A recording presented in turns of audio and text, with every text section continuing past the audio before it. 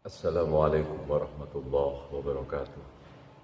Ila hadratin Nabi Mustafa Rasulullah sallallahu alaihi wasallam wa ala alihi wa sahbihi wa ala alihi wa ahlihi wa surriyati wa ummati wa nahwa ila jami'i walil anbiya wal mursalin alaihi asyhadu an fuqal wa qurra wal mufassirin wa sadadi sufiyatil muhaqqiqin wa jamil musannifin wal muallifin wa nahusu khasasa Muhammad bin Nabi Bakar al-Masyhur Busuri wa ila jami muallimina wa masyayina wa masyayina wa nafusu khasayna hadr susadilah ruhi Ustaz Mukhtar, Ustaz Taiful wa Kiai Hasim Soleh Maya Abu Abdul Rasul, Abdul Karim, Abdul Fakir, Abdul Bashir, Abdul Ghafur wa nafusu khasaku ila kudwatina wa umdatina Sayyidi Syaunal Hadi, Syaunal Alim, Syaunal Khabir, Syaunal Mubin, Syaunal Wali, Syaunal Hamid Syaunal Qawim, Syaunal Hafidh Sayyidi, Syaunal Mukarram, Syed Umar bin Ismail bin Ahmad bin Yahya wa usulihi wa furu'i wa wasiwali salsulatihi wa lafidina minhu adalana ya Allah min barakatihi wa ulumihi wa karamatihi wa syafati fid dini wa dunya wal akhirah syaulillahi al-Fatihah. A'udzu billahi minasyaitonir rajim. Bismillahirrahmanirrahim. Alhamdulillahi rabbil alamin. Arrahmanir rahim. Maliki yaumiddin. Iyyaka na'budu wa iyyaka nasta'in. Ihdinas siratal mustaqim. Suratul ladzina an'amta 'alaihim ghairil maghdubi 'alaihim waladdallin. Rabbi firli wa liwalidayya amin ya rabbal alamin. Bismillah bi'aunillah alhamdulillah min nikmatillah. Asyhadu an la ilaha illallah, asyhadu anna Muhammadar Rasulullah. Allahumma shalli ala sayyidina Muhammad wa ala alihi wa sahbihi wa sallim. Allahumma habibni ilan nabi wa habibin nabi ilaina Rabbi israh li sadri wa yassir li amri wa hlul 'uqdatam min lisani yafqahu qawli Rabbi zidni ilma warzuqni fahma bijahin nabi sallallahu alaihi wasallam. Alhamdulillah kita bertemu kembali pada pengajian kitab Usfuriyah season kedua, bagian kedua. Al-Hadisus Tsani, hadis yang kedua. An Ibnu Mas'ud radhiyallahu anhu qala, diriwayatkan dari Abdullah bin Mas'ud radhiyallahu anhu, beliau berkata, qala Rasulullah sallallahu alaihi wasallam, bersabda Rasulullah sallallahu alaihi wasallam, al-fajirur raj, al-fajir, orang yang durhaka atau yang banyak berbuat kejahatan maksiat, ar-raji, tetapi dia sangat mengharapkan rahmat Allah. Al-fajirur raji rahmatallahi, pendurhaka yang sangat mengharap rahmat Allah. Aqrabu ilallah, itu lebih dekat kepada Allah Ta'ala minal abidil muqniti, daripada seorang ahli ibadah yang berputus asa dari rahmat Allah atau yang memutuskan dari rahmat Allah. Hadirin jamaah rahimakumullah, hadis yang diriwayatkan dari Ibnu Mas'ud ini menyampaikan informasi kepada kita bahwa sesungguhnya seseorang pendurhaka sekalipun, tetapi dia sangat mengharapkan rahmat Allah, itu jauh lebih bagus daripada seorang yang taat beribadah tapi dia memutuskan rahmat Allah. Memutuskan di sini bisa memutuskan untuk dirinya sendiri ataupun memutuskan rahmat Allah untuk orang lain. Contoh memutuskan rahmat Allah untuk orang lain itu misalkan begini, ada seorang yang sangat taat beribadah, artinya ritual ibadah yang dilakukan sangat keras, tetapi dia suka memvonis, mengklaim bahwa si A, si B, si C itu orang yang tidak mendapatkan rahmat Allah, atau orang yang celaka, atau orang yang bakal masuk neraka, atau orang yang tidak akan mendapatkan syafaat Rasulullah sallallahu alaihi wasallam. Itu yang termasuk memutuskan rahmat Allah dari orang lain. Ada sebuah kisah di sini. Qala, berkata Ibnu Mas'ud, Abdullah bin Mas'ud, akhbarana an Zaid bin Aslam, menghabarkan kepada kami dari Zaid bin Aslam an Umar dari Umar bin Khattab, anna rajulan, sesungguhnya seorang laki-laki, kana fi umamil madiyah, yang hidup pada masa umat-umat terdahulu, yajtahidu fil ibadah, dia sangat kuat dalam beribadah atau bersungguh-sungguh dalam beribadah, wa yusaddidu ala nafsi, dan dia sangat intensif dalam mengendalikan nafsunya. wa wa yuqannitun nasa wa yatnutun nasa, dan tetapi dia memutuskan manusia min rahmatillah ta'ala, dari rahmat Allah subhanahu wa ta'ala. Summa mata, lantas dia mati. Faqala, dia berkata, ya Rabbi, mali indaka, wahai Tuhanku, apa untukku, apa bagianku di sisimu, atau gimana jatahku ya Allah. Kira-kira seperti itu ketika dia sudah mati. Qala, berkata Allah,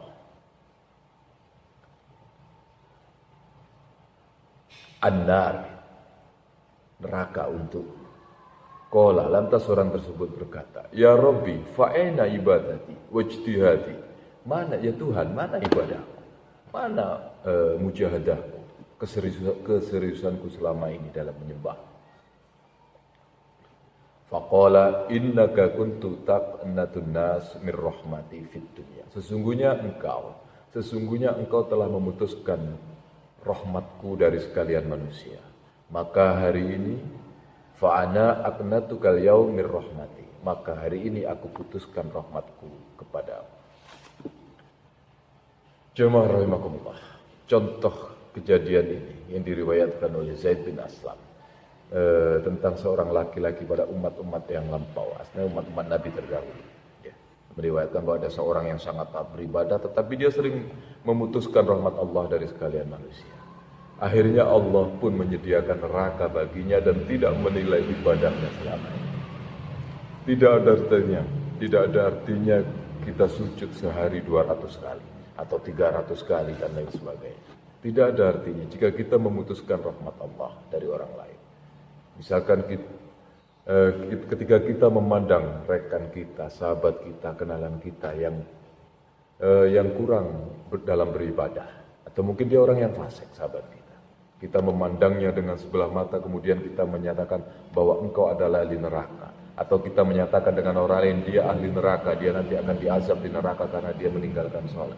Dia akan diazab di neraka nanti selama-lamanya dan lain sebagainya. Dia tidak akan pernah mendapatkan syafaat Nabi karena dia tidak pernah membaca sholawat. Itu termasuk memutuskan rahmat Allah kepada orang lain. Dan ini dilarang. Kita tidak tahu, mungkin suatu saat orang yang kita pandang fasik, orang yang kita pandang banyak berbuat dosa, mungkin pada akhir hayatnya nanti bisa saja dia mati dalam keadaan husnul khotimah, mendapatkan hidayah dari Allah. Dia bertaubat, dia mendapatkan syafaat dari Rasulullah SAW dan lain sebagainya. Atau boleh jadi mungkin sahabat kita yang buruk hari ini suatu saat nanti di yaumil qiyamah akan bisa memberikan syafaat kepada kita karena dia mati lebih baik daripada kondisi kita. Dan ingat, dengan kebaikan kita lantas akan menolong kita dengan syafaatnya atas izin Allah Subhanahu wa ta'ala. Hadis ini menegaskan tentang dua pribadi yang sangat berbeda. Satu, seorang fajir, orang yang banyak berbuat dosa, tetapi dia mengharap rahmat Allah. Kedua, orang yang banyak beribadah, tetapi dia berputus asa atau memutuskan rahmat Allah kepada orang lain. Dua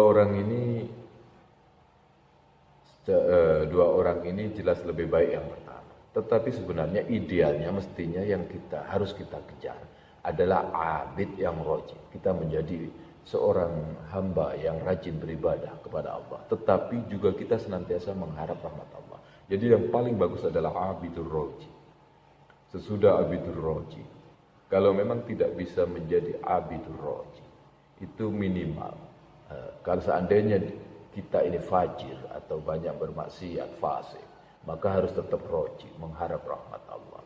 Jangan sampai kita menjadi abid yang al-muqnit, yang memutus rahmat Allah. Orang banyak beribadah tadi memutus rahmat Allah. Kemudian yang keempat, yang paling buruk adalah al-fajir al-muqnit. Orang yang kelakuannya sehari-harinya dia pendosa, penentang hukum-hukum Allah, tetapi dia juga berputus asa atau memutuskan rahmat Allah dari makhluk yang lain. Ini nauzubillah waliyazubillah min dzalik. Kita lanjut. Selain itu juga ada sebuah riwayat. Ruya an Nabi Hurairah radhiyallahu anhu, diriwayatkan dari Abu Hurairah radhiyallahu anhu. Anna Nabiy sallallahu alaihi wasallam Anin Nabi sallallahu alaihi wasallam, dari Nabi sallallahu alaihi wasallam, anna rajulan lam ya'mal khairan faqat illa tauhid, falamma hadaruhu al-maut qala li ahlihi idzan ana mata fahtarifuni bin nar hatta tad'uni ramadan summa zarni fil bahri yaumari faf'alu. Diriwayatkan dari Nabi Shallallahu Alaihi Wasallam, sesungguhnya ada seorang laki-laki yang tidak punya amal kebaikan kecuali bertauhid. Jadi ada seseorang tidak pernah beramal baik apapun kecuali satu, bertauhid. Dia hanya bersyahadat, dia cuma bersyahadat, tidak berbuat amal yang lain. Kemudian ketika menjelang dia mati, dia berpesan kepada ahli warisnya, kepada keluarganya, nanti kalau aku mati, bakarlah jasadku, kemudian sampai menjadi abu, buanglah ke laut pada saat musim angin kencang. Dan akhirnya keluarga itu melaksanakan amanat yang lucunya. Amanat ini dikerjakan oleh keluarganya. Fa idzan huwa fi qabdatillahi ta'ala qala ma hamaluka ala ma fa'alta. Kemudian ketika dia sudah dalam genggaman Allah, artinya dia ketemu Allah gitu ya. Ketika dia sudah di sisi Allah, Allah bertanya, dengan alasan apa engkau berbuat seperti ini? Artinya kenapa engkau minta dibakar dan dibuang ke laut dan lain sebagainya. Kemudian orang tersebut menjawab, qala mukhafatuka, karena aku takut kepadamu. Fa ghafara lahu biha wa lam ya'mal khairan illa tauhid. Kemudian Allah mengampuninya, padahal tidak ada satu amal kebaikan pun yang telah dilakukannya kecuali bertauhid atau bersyahadat. Jamaah rahimakumullah, hadis yang kedua ini menjelaskan kisah yang kedua ini merupakan penjelas dari hadis yang pertama tadi. Di mana kisah pertama tadi ya, kemudian ini ada kisah yang kedua, ada seorang laki-laki. Dia mati dalam keadaan tidak punya amal, tetapi dia mengharap rahmat Allah untuk dirinya sendiri. Ya, dia mengharap rahmat Allah untuk dirinya sendiri, dia mengharap ampunan. Makanya saking takutnya dia kepada Allah, dia berpesan kepada ahli warisnya untuk membakar jasadnya dan membuang abunya ke laut, supaya tidak ketemu Allah, itu maksudnya. Tetapi bagaimana juga orang mati dengan cara apapun, dikubur atau dihilangkan jenazahnya dengan cara, bukan, dia tetap bertemu dengan Allah dan menghadapi pengadilan Allah. Ketika orang ditanya apa alasannya, karena dia takut kepada Allah. Allah pun memahaminya sebagai bahwa orang ini takut kepadanya dan dia mengharapkan ampunannya, lantas Allah mengampuninya. Ini betapa luar biasa sebenarnya jalan-jalan menuju keselamatan itu sangatlah terbuka lebar, karena Allah Rahman, Rahim, Rauf dan lain sebagainya, Maha Pengampun, Malikus Sattar, dia akan menutupi kesalahan-kesalahan. Anna rajulan mata ala ahdi Musa alaihi salam fakarahan nas wasluhu wa dafnuhu li fiskihi. Ada juga dikisahkan, ada seorang laki-laki meninggal pada masa Nabi Musa alaihissalam, dan masyarakat di sekelilingnya enggan atau tidak mau, bahkan benci untuk mengurus jenazahnya. Mereka tidak mau memandikan, tidak mau mengkafani, apalagi mensolati dan menguburkannya.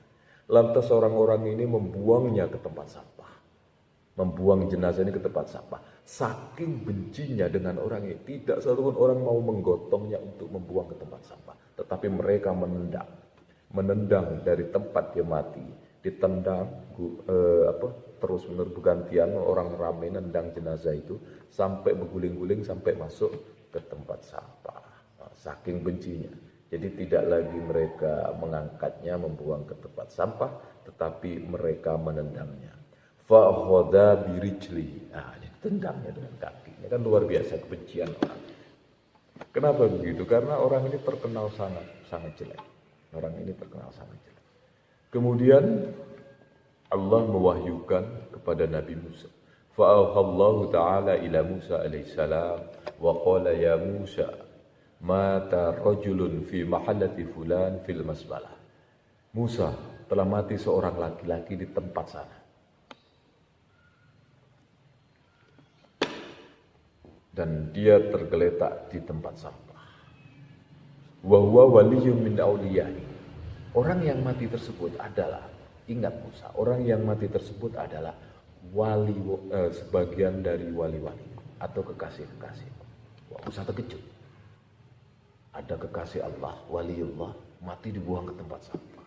Kemudian Musa diperintahkan oleh Allah, pergi kamu ke sana Musa, kamu urus jenazahnya, mandikan, kafani, kuburkan, solati, kuburkan. Lantas Musa pergi ke tempat yang ditunjukkan oleh Allah Subhanahu wa Ta'ala. Dia bertanya dengan orang di kampung itu tentang mayat yang dia cari. Kemudian orang-orang menyatakan, betul, itu adalah orang kampung sini. Dia orang yang terang-terangan, sangat terang kejelekannya atau terang benderang kefasikannya. Sampai dikatakan seperti, artinya dia tidak menyembunyikan kefasikannya. Dia terang-terangan dia dalam berbuat fasik, dalam berbuat kejelekan. Mata rajulun fi sifati kadza wa kaza wa innahu kana fasiqan mu'linan.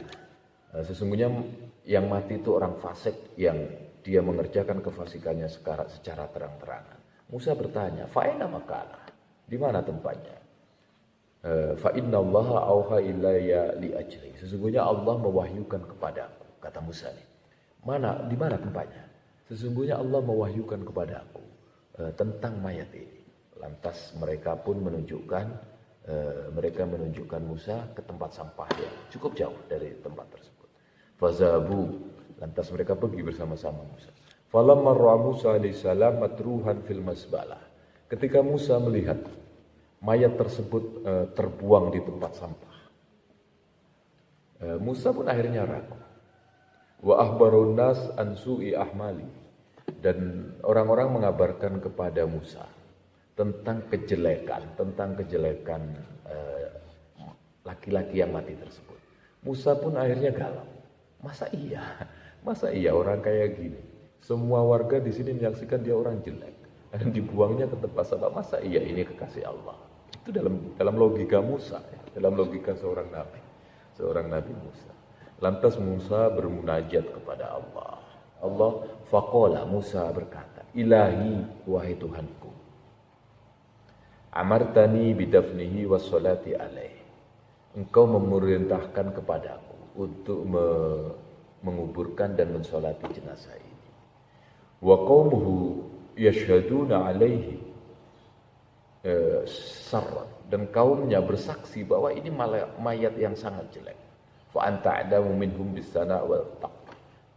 Sedangkan engkau lebih tahu daripada kaumnya, daripada mereka tentang yang layak dipuji dan yang layak dicela. Fa'auhallahu ta'ala ilaih. Lantas Allah mewahyukan kepadanya, ya Musa. Allah lantas menjawab munajat Musa, wahai Musa, benar yang dikatakan kaumnya. Orang ini, laki-laki ini memang orang yang fasik, yang terang-terangan dalam berbuat kejelekan. Semua yang dikatakan kaumnya itu benar. Tetapi ingat, ketika menjelang kematiannya, dia memohon ampun kepadaku dengan 3 hal, dengan 3 wasilah. Yang mana jika seorang pendosa dari makhlukku itu memohon kepadaku dengan 3 wasilah ini, maka pasti akan aku kabulkan. Fa kaifa la arhamu qad sa'ala nafsahu wa ana arhamur rahim. Bagaimana mungkin aku tidak memberikan ampunan kepadanya, sedang dia telah meminta ampun untuk dirinya sendiri, dan aku adalah zat yang arhamur rahim, yang paling kasih dari para pengasih yang lainnya. Qala Musa, ya Rabbi wa masalasa. Lantas Musa bertanya, wahai Tuhanku, apa 3 hal tersebut? Penasaran juga Musa penasaran. Jangankan anda semua, Musa penasaran. Anda pasti juga ingin tahu apa 3 hal yang menyebabkan Allah mengampuni seorang yang pendosa terang-terangan ini. Apa 3 hal yang dijadikan senjata tawassul sehingga dia mendapat ampunan. Musa pun penasaran, kepo. Musa juga kepo. Wa salasa, kata Musa. Kemudian Allah menjawab, lama danat wafatu, ketika dia mendekati kematian, qala, dia berkata, ya Rabbi anta ta'lamu minni inni kuntu artaqibul ma'as wa kuntu akrahul maksiyat fi qalbi. Dia berkata, yang pertama dia mengucapkan satu kalimat ketika menjelang kematiannya, wahai Tuhanku, engkau tahu aku ini memang pelaku dosa. Dan aku terjatuh dalam kubangan dosa. Tetapi engkau juga tahu bahwa sesungguhnya dalam hatiku ini aku benci melakukan dosa. Dan aku sampai terjatuh dalam kubangan dosa ini karena tiga faktor. Yang pertama karena hawa nafsuku, inna nafsala ammaratu bisu. Yang kedua karena rofiqusu, karena teman-teman yang jelek. Lingkunganku ini orang-orang jelek galau. Orang se-RT di sini ini penjahat-penjahat galau. Kemudian yang ketiga karena al-syaiton laknatullah, iblisu laknatullah, karena godaan setan laknatullah. Jadi orang yang pendosa ini, dia meminta ampunan kepada Allah dan masih mengkambing hitamkan setan dan nafsunya. Jadi dia meminta ampunan, ya Allah ampuni aku. Karena itu ampunilah aku. Sesungguhnya aku ini meskipun pelaku dosa, tapi sebenarnya aku, hati nuraniku benci melakukan dosa, tidak suka dengan dosa. Tetapi karena setan, karena hawa nafsu, dan karena teman-teman yang jelek, makanya aku berbuat dosa. Kemudian wasani, yang kedua, wasaniyat, yang kedua, qala ya Rabbi innaka ta'lamu binirtarqatil ma'as wa kana maqami ma'al. Duhai Tuhanku, Engkau mengetahui aku ini banyak melakukan maksiat karena tempatku memang berkumpul dengan orang-orang pelaku maksiat. Sesungguhnya aku lebih senang, sesungguhnya aku ini lebih cinta berkumpul dengan orang-orang soleh. Tetapi lingkunganku memang orang-orang maksiat. Sebenarnya aku lebih cinta berkumpul dengan orang soleh dan dengan kesulitan mereka. Oleh karena itu ampunilah aku. Kemudian yang ketiga, wasalisata, qala ilahi, yang ketiga ilahi, dia berkata, Tuhanku, innaka ta'lamu minni anna sholihin kanu ahabbu ilayya minal fasiqin. Ya Allah, engkau tahu sesungguhnya orang-orang soleh lebih aku cintai daripada orang-orang fasik. Maka ketika dihadapkan kepadaku dua orang yang meminta pertolongan, satu orang soleh dan yang kedua orang fasik, maka aku akan dulukan orang soleh karena aku lebih mencintai orang soleh. Oleh karena itu ampunilah aku. Jadi alasan dia yang ketiga itu luar biasa, karena kecintaannya kepada orang-orang soleh. Ampunilah aku ya Allah. Dengan munajat tawassul 3 kalimat ini, orang ini mendapatkan ampunan oleh Allah, dari Allah Subhanahu wa taala, dan dia diangkat derajatnya oleh Allah menjelang kematiannya pada posisi wilayah, pada posisi kewalian, bagian dari kekasih Allah Subhanahu wa taala. Hadirin rahimakumullah, kisah yang ini jelas menunjukkan bagaimana seseorang pendosa sekalipun tetapi dia senantiasa mengharapkan rahmat dari Allah Subhanahu wa taala, maka dia akan mendapatkan ampunan. Dia akan mendapatkan ampunan, dan bahkan karena kecintaannya kepada orang-orang soleh, maka dia diangkat oleh Allah derajatnya pada posisi kewalian, posisi kekasih Allah Subhanahu wa taala. Jamaah rahimakumullah, selaras dengan ini Rasulullah sallallahu alaihi wasallam juga pernah bersabda, almar'u ma'a man ahabbah, seseorang nanti akan berkumpul bersama orang-orang yang dicintainya. Kalau kita cinta dengan kebaikan, maka kita dengan orang-orang baik, maka kita akan dikumpulkan bersama orang-orang baik nanti di yaumil qiyamah. Allahumma amin ya rabbal alamin. Hadirin rahimakumullah. Belajar dari hadis ini, marilah kita senantiasa memandang sisi kebaikan seseorang. Kita senantiasa mengharap rahmat Allah dalam keadaan apapun. ketika kita diuji dengan pandemi corona seperti ini, kita senantiasa mengharap rahmat Allah. Ya Allah, hari ini wali kota Jambi melarang kita untuk mengadakan kegiatan di masjid, melarang kita untuk berinteraksi, ngumpul-ngumpul sama kawan-kawan di majelis taklim dan lain sebagainya. Tetaplah kita berharap kepada Allah. Ya Allah, dengan keadaan seperti ini aku berharap kepada-Mu, tambahkanlah kasih sayangku kepada keluargaku dan tambahkan kasih sayang keluarga kepadaku, karena tiap hari kami bisa berkumpul dalam durasi waktu yang lebih lama, membawa keberkahan yang luar biasa dari-Mu ya Allah. Dan seterusnya dan seterusnya. Kita harus senantiasa mengharapkan rahmat dari Allah Subhanahu wa taala. Jamaah rahimakumullah. Ini ada satu riwayat lagi dari Wahab bin Munabbih, qala ya Rabbi law ghafartu wa ghafar radzunubi yafrahu awliya'uka wa anbiya'uka. Ada satu riwayat yang dikatakan oleh Wahab bin Munabbih radhiyallahu anhu, bahwa lelaki ini, dalam riwayat yang lain ya, dalam riwayat Wahab bin Munabbih, bahwa lelaki ini diampuni oleh Allah, lelaki yang fasik tadi, diampuni oleh Allah dan dijadikan kekasih Allah. Itu karena dia bermunajat kepada Allah menjelang kematiannya dengan munajat yang luar biasa. Ini boleh kita tiru. Ini munajat yang luar biasa. Dia kalimatnya begini. Duhai Tuhanku, sesungguhnya jika Engkau mengampuniku ya Allah, Engkau mengampuni dosa-dosaku, maka akan bergembiralah para nabi dan para kekasih. Para nabi dan para wali-wali akan bergembira karena Engkau mengampuniku.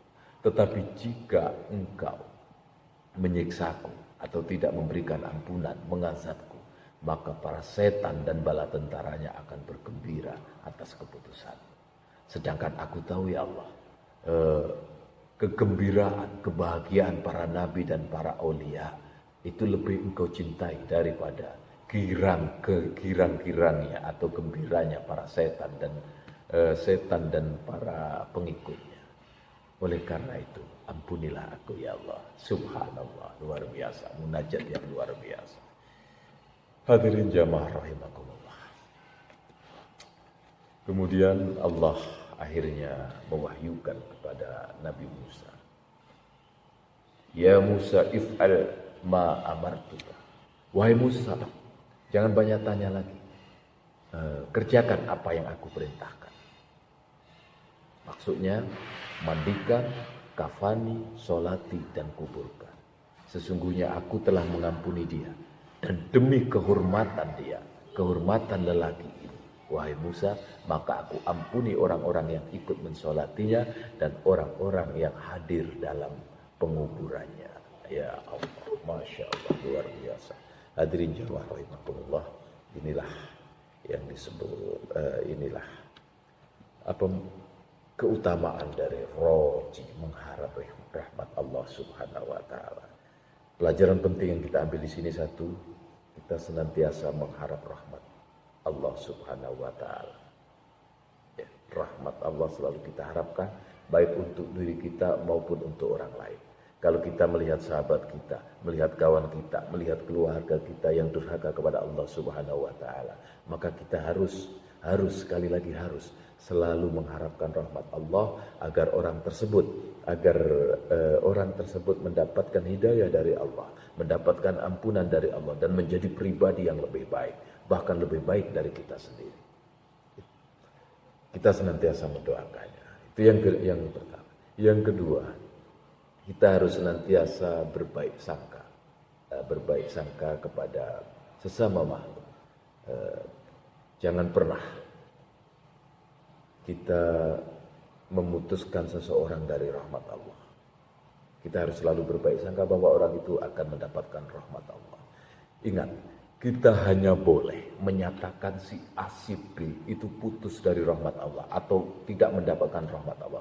Siapakah mereka? Hanya pribadi-pribadi, orang-orang yang telah dinyatakan sebagai musuh Allah, yang namanya disebut oleh Allah dan Rasulnya dalam Al-Quran maupun hadis. Misalkan misalkan Fir'aun, Haman, Namrud, Abu Lahab dan lain sebagainya. Kita boleh menyatakan mereka orang-orang yang terputus dari rahmat Allah. Karena memang Allah sendiri telah menyatakannya. Tetapi kita tidak bisa menyatakan si A si B yang hanya menurut penilaian kita dia orang yang jelek, lantas dia sudah tidak akan pernah mendapatkan rahmat Allah. Itu tidak bisa. Tidak bisa kita klaim seperti itu. Karena kita pun belum tentu lebih baik dari dia. Sekali lagi kita belum tentu lebih baik dari dia.